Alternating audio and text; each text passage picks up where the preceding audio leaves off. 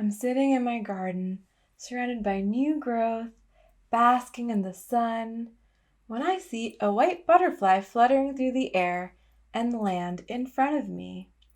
We lock eyes, and I'm seething. There lands my foe. Come hear about our long-standing feud and also some things butterflies taught me about writing code. I'm Sweta Sanghavi. I'm a developer at BackerKit. I'm also a proud tender of earth in sunny Berkeley on a lonely land. Today, we're going to talk about how careful observation and patience can be pivotal in both gardening and writing software, and talk about a few times I didn't have either. I'm going to first walk you through some examples in the garden and then the reflections they led in code. We'll end with some tools that has helped me implement these lessons on my day-to-day. Cut to this past spring. My friend asked if I wanted her extra veggie seedlings. At this point, I had no space of my own for them, and I hadn't grown anything edible since I left a basil plant on a radiator all winter, but I dreamed of stepping out into my lush garden and picking out whatever was in season for dinner. After some light persuasion of my boyfriend, we were back with 12 solo cups of seedlings. I quickly repotted them, and we were off. Y'all, I was committed to making my babies thrive. I read and worried about things like hours of direct sun, how often to water, the NPK ratio of different fertilizers. And as an avid Stack Overflow reader, I found gardening forums to post all my beginner questions. How do my plants look? Could I expect a bountiful summer harvest? Well, the comments I got spanned from, that's a lot of information, that's a lot at once, to information about how my veggies were growing. You may notice one common theme. My friends from Garden Stew agreed. My pots were too small to grow the flavorful veggies I was looking for. Hank says, I agree with Mart. Plant your veggies directly into the ground if you can. It's time to give the roots more space. The thing is, as I alluded to before, this wasn't my backyard, and I didn't have space for even larger pots, nor could I transplant my plants into the soil. I thought, if I got everything else right, I could make this work. These are all direct quotes to show you how kind, informative, and downright funny gardeners are. Meanwhile, I diligently watered and I waited. One day I was checking in on the growth of my squash blossoms and went on to water my kale. Well, as you can see, my kale leaves had always been full of character. A little crinkled, a little misshapen. But this time I did a double take. It's like that character morphed in front of my eyes into holes. And they were everywhere. I go into a slight panic. What was causing these? Did the roots not have enough space to grow? And was this impacting the leaves? Well, I took my problem to the people. My friend Brad said it looked like I had caterpillars that were feasting on my kale.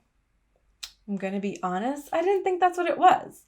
I had looked at my kale every day when I watered it. I would have noticed caterpillars. And I was still thinking about my crowdsourced advice about the small pot size. But I humored Brad and went to take a closer look. And at first glance, as I thought, I didn't see anything. But then I saw something moving. And then I saw multiple things moving. Wriggly foes just munching away on my kale. I didn't realize we were on a true debugging mission here. I was pretty bewildered. As committed as I was to growing healthy kale, I didn't notice multiple caterpillars on them. Well, I moved the caterpillars onto a different plant, and we keep moving towards our dream garden. Except it gets worse. And I look again, and there are more caterpillars. How is this possible? I thought back to a quote I had read by Pam Pierce in Golden Gate Gardening. Make a conscious effort to look at your garden, look to spot problems in time to solve them, look to develop a feel for the plants, how they grow and how they react to stress. Turn leaves over, notice what's flying or crawling about. Sit down and study a plant or a square foot of ground until you've learned something new. Well, I sat down in the dirt and took Pam's advice. I took a look at the soil. I turned over a leaf. I held it in my hand and looked closer, under the leaves, to find some white specks. Specks I certainly would not have noticed while watering my kale. Sweta, you don't just have caterpillars, you have eggs. And then a memory flashed into my head. I'm drinking coffee in my garden. I'm watching the hummingbirds and butterflies fly around, and I'm like, I'm really doing it out here. These beautiful butterflies were the culprits. They were laying the eggs that were hatching caterpillars that were eating the kale. I planted kale for me to eat, not these adorable caterpillars. And it wasn't just enough to move the caterpillars, I had to remove the eggs from my kale. This experience is fertile ground for some lessons in and out of the garden. It's a reminder of how the unknown or weakest part of the system is not necessarily the root of the undesired behavior. I was so fixated on solving the problem of the holes and then of the caterpillars, never to dig into the root of the problem, the butterflies that were laying the eggs. Similarly, because I knew my plants didn't have enough space, it was really easy for me to fixate on that. And that was me carrying forward an assumption that any problems in my plants are going to come from the size of the pots. That focus made it harder to look for the other signals for my system and to look at my plants holistically.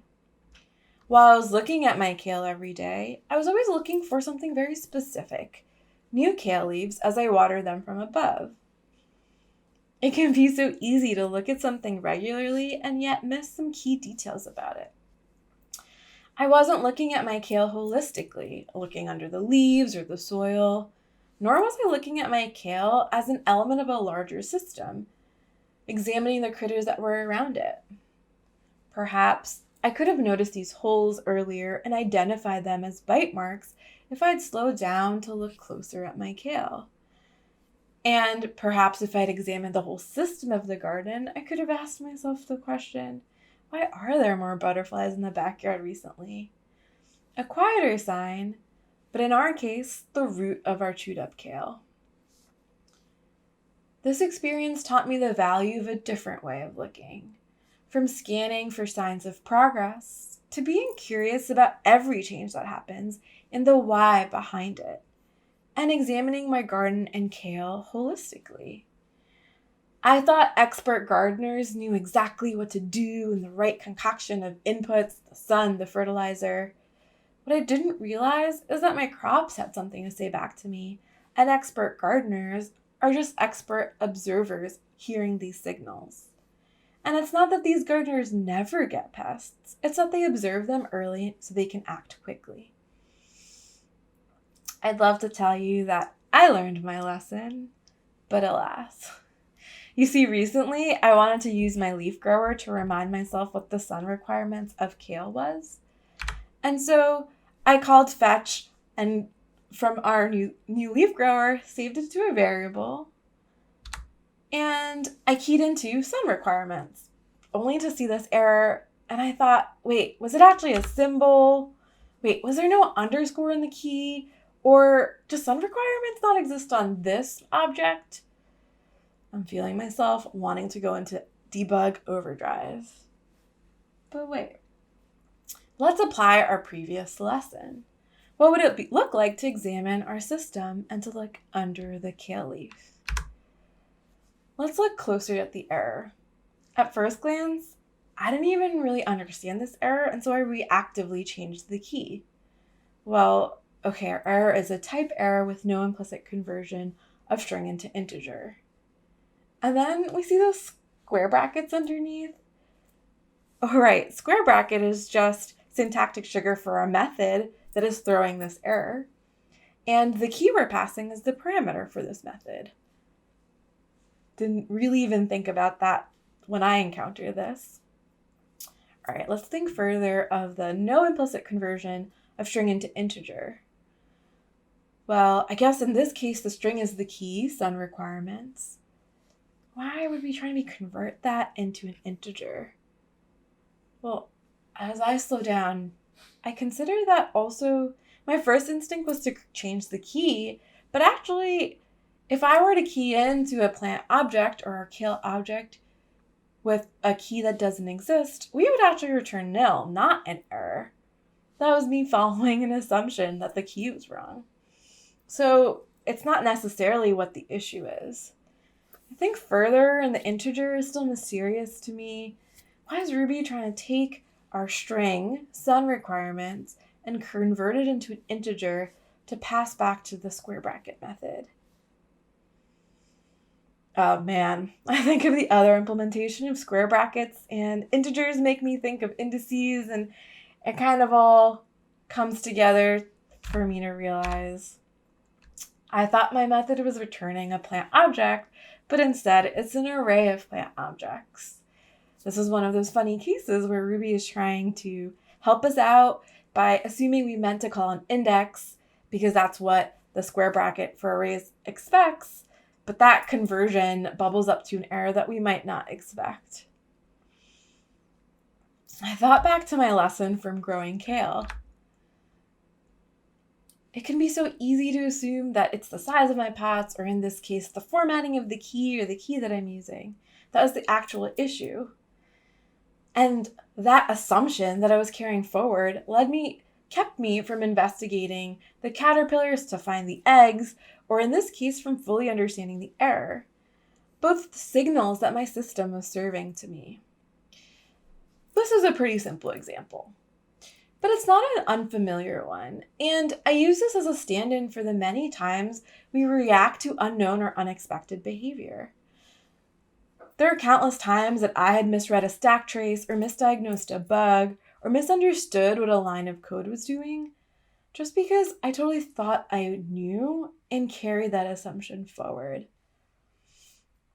I think of certain errors that I see frequently that it can be easy to kind of be numb to the specific error and reflexively change what I'm most unsure about.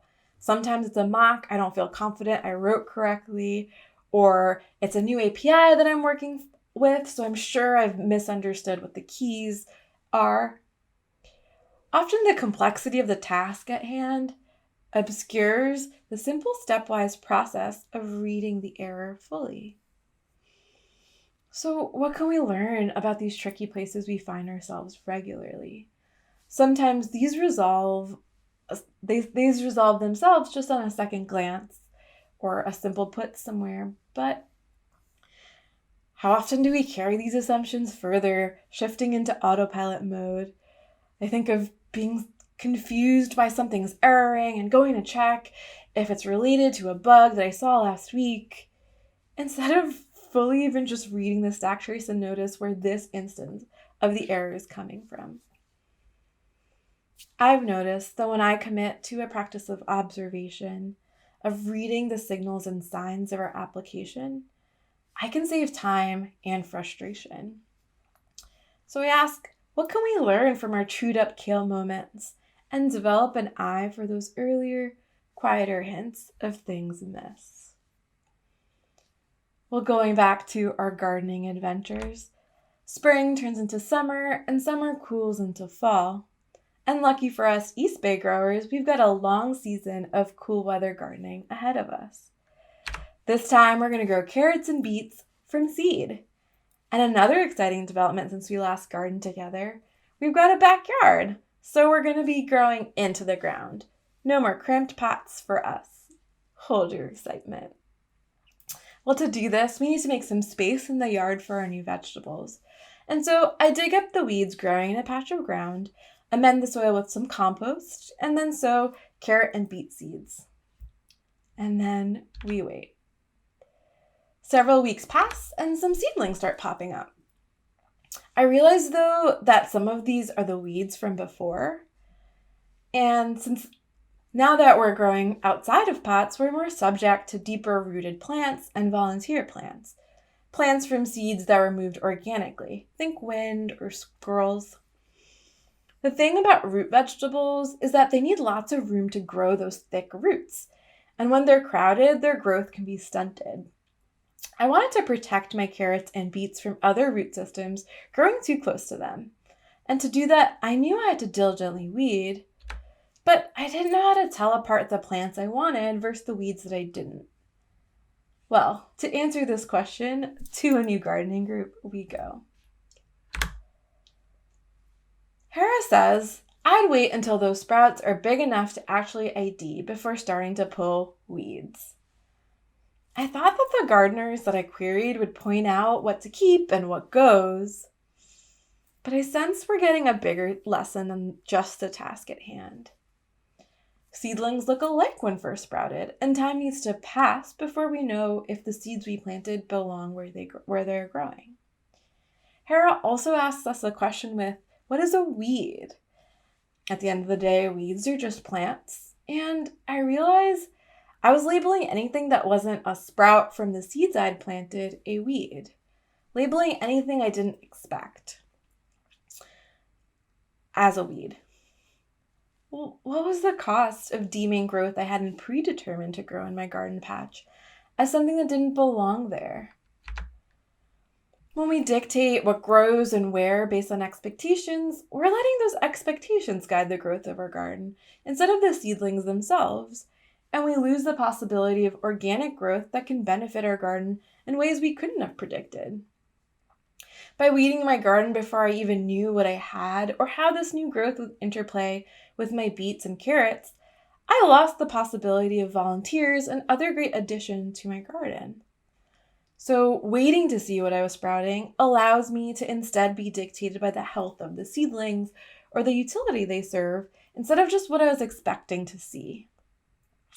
Naturally, I thought about the seedlings we plant in our code. When we build our applications on predictions, we similarly lose this benefit of organic growth.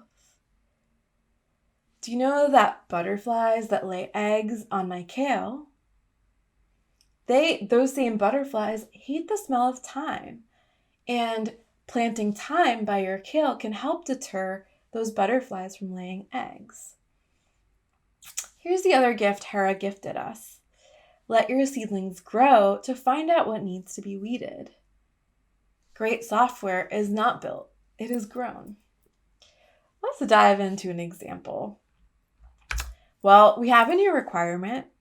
We need to import new data from the plants API and that are leaves, and we need to store those leaves locally, and we also need to associate them with existing stems in the database. So we've got to fetch leaf objects and associate them with stems. The first question is, what's the entry point? Where are we going to plant our new code? One option is the root grower, an existing service where we fetch roots from the same API and attach them to stems. There's already a lot of code that we're going to need, like code to instantiate the connection with the API, to grab existing stems from a database and iterate through them to set those associations. I could imagine adding some code simply into that existing service. We can add some new code to this existing service so that we first are attaching the roots and then attaching the leaves, our new requirement. So let's think of the trade-offs from this approach. It's probably just a few lines of code, a change in an existing file. We'll probably get our feature into the hands of the users really quickly. Well, what are the downsides? Now, the attaching of the leaf and the attaching of the root are coupled actions. So we're going to have to follow the existing order of operations and be coupled to the timing and architecture of that existing root grower. We'll also be adding some complexity to our root grower to the root grower. So now our root grower is also going to have to know how to grab leaves and how to associate them with stems. Well, Another option is to plant a whole new object into our app. This process can feel less attractive because it's adding a lot more code, new files, new tests, etc., including a fair amount of code we already have in our root grower.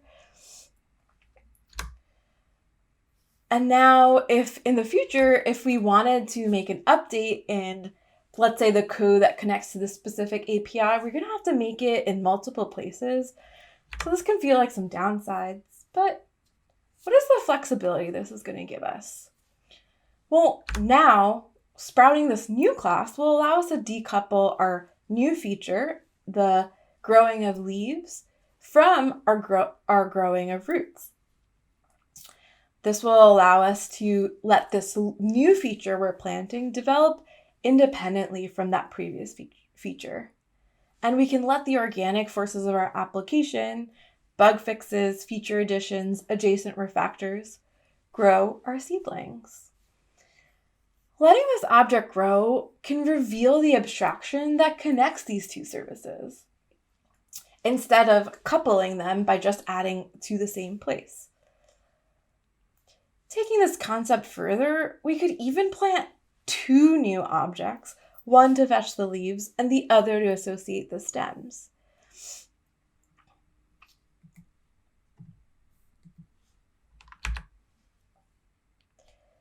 We could even add two different triggers that are not automated like the previous service and worker was. Let's say two different buttons that our users will push. Previously, we had to attach the leaves right exactly where we were attaching the roots to take advantage of some of that code that was already there. For example, to be at the iterating of the stems. Well, instead, if we had two different buttons, each connected with each of these triggers, we could have two different places where our users could control this feature. And it can seem like a downside because now the user has to click two buttons instead of getting stems with leaves already attached. And it introduces a new place for bugs, but it could be really powerful to wait to automate. Our users are part of our system and they reveal information about the way in which they choose to use our new features. That information would be lost if we dictated when this data would be fetched. This method of planting new objects into our code base also allows us to leave some seams in our application. A seam is a place where you can alter behavior in your program without editing that place. So creating two different objects with different call sites allows us to create seams for each of these behaviors. A seam can serve as an entry point and delineation of a separate feature and could also be a seam towards code that's more likely to change. So one that lets us go in and out. Leaving seams where we plant seedlings allows us to have an edge around a flexible, decoupled object that can adapt to our changing requirements. Through this process, we let the abstraction grow out on its own. Maybe we'll find that the abstraction that's most useful is the piece that's actually attaching to the stems. We really see this approach shine when the next requirement comes in. Instead of squishing into the same object as our root grower, we can have different seams to consider and choose from. This can be a really good framework for approaching legacy code. When we add to code that already exists, we can ask what refactors are necessary to leave seams where they did not exist previously. This technique really drives home the point that Sandy Metz has made previously of duplication is far cheaper than the wrong abstraction. And when we build modular objects into our app, each can grow and evolve in the wild of our application. And as objects grow towards each other, we can make abstractions that make sense and that were made in reaction to our growing needs, instead of because where we happen to couple our code together or because code looks similar.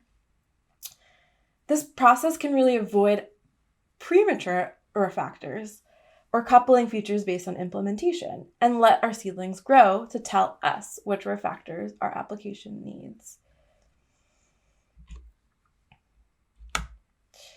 I wanted to show you what happened in my case, which is 3 weeks later, I was sure this seedling was definitely a beet, only to find out I was wrong. And I show this for y'all because one of the harder parts of waiting to weed or transplant your seedlings is you have to keep around seedlings you're not sure about. In one word, patience. The difficulty of this philosophy, shared between code and gardening, is that it can require discipline to let a plant grow larger and become harder to move when we're unsure it belongs where it is.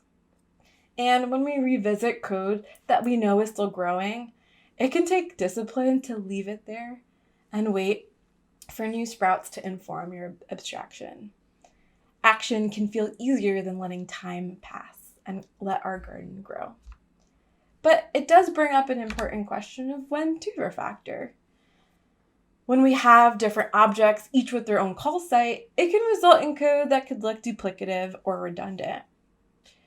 A simple rule of threes, where you wait until you have 3 different places doing the same thing, can serve you well. For me, the more powerful idea has been that the bigger mistake is to refactor too early. Wait to see what your seedlings are before you weed. Let's talk about some tools that could be helpful. For me, the biggest skill that has served me is an awareness of a very specific feeling. Close your eyes. Picture that it's 4:30. You are been solving a bug all day and you're inches from a solution and you know you're missing something obvious. Perhaps imagine the last time you were there and think, are you listening to your application, reading errors fully, being thoughtful about what changes you make to your code? You can open your eyes. To me, this is all about identifying that feeling and throwing tools at it. That's the place we don't want to be. And we want tools to reset from that place. Well, the first tool I'll offer is to talk to your plants. In general, incorporate the practice of stating assumptions. And by its nature, this has the power to naturally slow you down. When we're working, that can mean things like saying out loud how we expect our test to fail, stating what hypothesis we're testing while debugging. For example, I wonder if the variable is not being set correctly in the controller. Let's go check out that file. It can mean reading each error out loud, the method that threw the error, and working up the stack trace in a stepwise manner, or even asking the question, what question are we answering right now? These practices and the slowing down that follows can be a really good antidote to that panic feeling.